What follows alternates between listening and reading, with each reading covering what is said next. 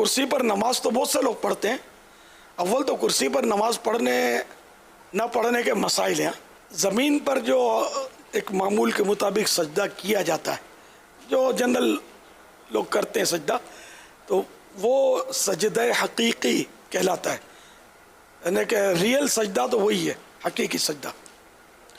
لیکن بعض مجبوریاں ہیں کہ وہ حقیقی سجدے پر، جیسے اب وہ اس میں قدرت نہیں ہے اس کی، یہ کر نہیں پا رہا، یا کرتا ہے تو سخت درد ہوتا ہے، کوئی اس طرح کا اس کو عذر ہے، تو اب یہ سجدہ ساقط ہوتا ہے، معاف ہو جاتا ہے.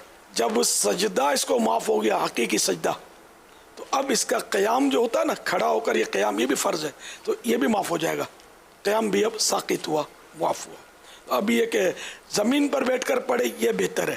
اب بعض صورتوں میں کہ زمین پر بھی بیٹھ کر نہیں پڑھ سکتا، تو اب یہ کہ کرسی پر بیٹھ کر پڑھنے کا طریقہ جو ہے نا، تکبیر تحریمہ اور ہاتھ باندھنا تو وہ سیم ہے، کہ اس میں کوئی رکاوٹ جس کو نہیں ہے، اللہ اکبر یہ ہاتھ باندھ لیا. اب یہ جو بھی پڑھنا ہے سورہ فاتحہ وغیرہ یہ پڑھیں. اب رکوع اور سجدہ اس میں تھوڑا دھیان رکھنے کا. اچھا، رکوع کا تعلق یہ جو اشارے سے نماز کہلاتی ہے. اشارے سے جو نماز پڑھی ہے اس کا تعلق کمر سے نہیں ہے، توجہ رہتی نہیں ہے، کمر جھکی ہوئی ہوتی ہے. تو اصل جو ہے نا، سر سے اشارہ کرنا ہے رکوع کا. تو اب جیسے یہ، اور ٹیک بھی اگر ضرورت نہ ہو تو ٹیک نہ لگائے. اس کے لیے اگر کوئی وہ بغیر ٹیک کا سٹول ممکن ہو نا، بڑا بنوا لے. اب جب اپنے آسائش کے لیے طرح طرح کی چیزیں بنوا ہی رہے ہوتے ہیں ہم، تو ایک سٹول بھی بنا لے نماز کا، گدی وغیرہ ڈلوا کر، تاکہ اس کو تکلیف کم سے کم ہو. تو بغیر ٹیک لگائے، کیونکہ ٹیک لگانا بغیر ضرورت یہ مکروہ تنزیہ، ناپسندیدہ ہے. تو اب یہ کہ یہ بیٹھے ہیں اور رکوع اب کرنا ہے. تو رکوع میں یہ سر کا اشارہ کرنا ہے، اللہ اکبر کہہ کر اب میں رکوع کیا ہے. اب وہ سمع اللہ لمن حمدہ، یہ سیدھے ہو گئے. اب دو سجدے کرنے ہیں. سجدے میں شرط ہے کہ رکوع سے کچھ نہ کچھ زیادہ جھکاؤ ہو. اللہ اکبر. آپ نے نوٹ کیا کہ میرا رکوع سے یہ سر زیادہ جھکا ہے. اللہ اکبر، اللہ اکبر. یہ دو سجدے ہو گئے، رکوع ہو گیا. مین یہ تھا. اب وہ دوسری رکعت، پھر تحیات اور سلام پھیرنا، یا 4 رکعتیں. تو مین اس کا مطلب ہے کہ یہ دھیان رکھنا ہے کہ رکوع اور سجدے میں بس فرق ہو جھکنے میں. اگر رکوع جتنا ہی سجدے میں جھکیں گے نا تو نماز نہیں ہوگی، یا رکوع سے کم جھکے تب بھی نہیں ہوگی. یہاں پر میرے سنت سے عرض ہے کہ اس کی بھی وضاحت فرما دیں کہ بعض لوگ ہاتھوں کو یہ آگے نکالتے ہیں، یعنی سجدے میں نا، سجدے اور رکوع میں تھوڑا سا یوں ہاتھ آگے کرتے ہیں. اس حوالے سے نہیں، وہ نارمل ہی، اس میں کوئی اس طرح نہیں. بلکہ اب تو یہ بھی ٹیکنیک نکلی ہے کہ کرسی اس طرح بنتی ہے کہ اس پہ یہ ماتھا رکھتے ہیں. غیر ضروری ہے، حاجت ہی نہیں ہے اس کی.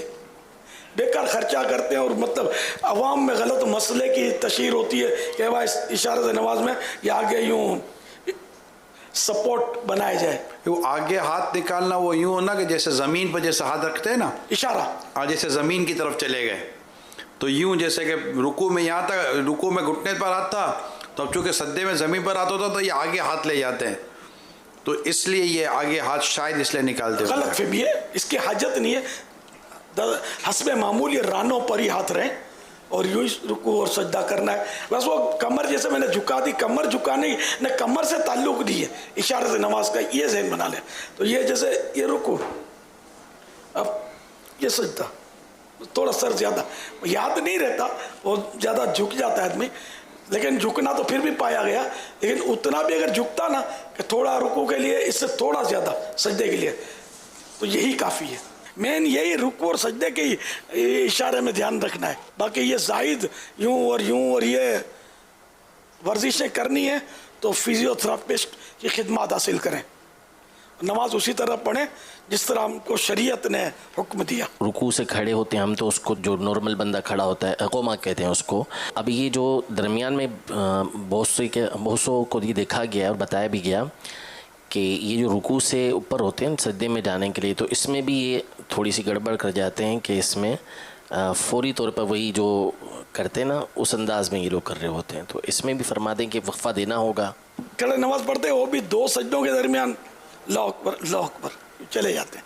तो ये तो 2 सजदों के दरमियान बैठने को तो जलसा कहते हैं, कमर सीधी हो और कम से कम 1 सुबहान अल्लाह जितना वो ठहरा रहे, हरकत ना करे, ठीक है ना। और इसी तरह रुकू के बाद भी ये बैठे बैठे पढ़ें, इशारे से पढ़ें, इसमें भी ख्याल रखना है कि इशारे से भी पढ़ें तो रुकू के बाद बिल्कुल सीधा 1 सुबहान अल्लाह की मिक़दार में 1 सुबहान अल्लाह कह लें, इतनी देर तक ये रुकू के बाद जो सीधा रहना है बैठे बैठे भी। सिर्फ 2 सजदों के दरमियान भी सीधा बैठना है 1 सुबहान अल्लाह कहने जितना, कि ये तो वाजिब बात है।